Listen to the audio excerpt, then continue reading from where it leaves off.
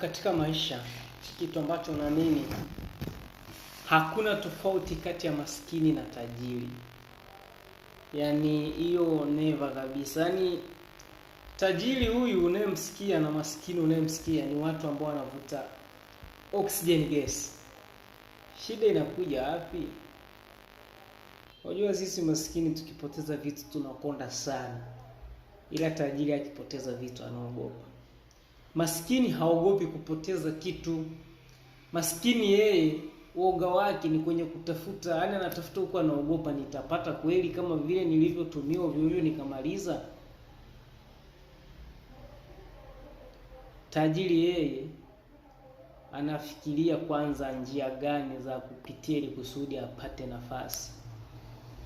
Kwa hiyo muda mwingine tukisikiliza maneno ya watu, mafanikio tutaona magumu.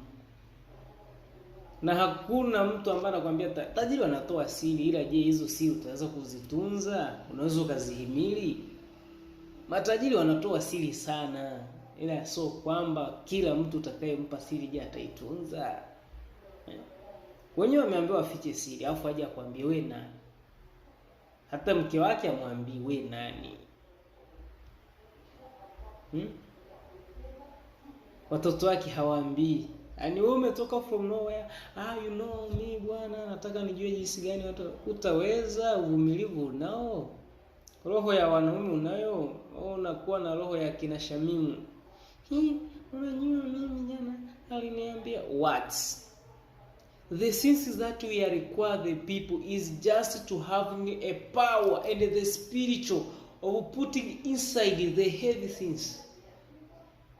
Wewe mtu akwambie mimi nilitajirika nikamtoa babangu kafara, hiyo jambo utakaa nalo kweli? Usiende kusema labda au mwingine, so wewe naye kujua na unayeniona.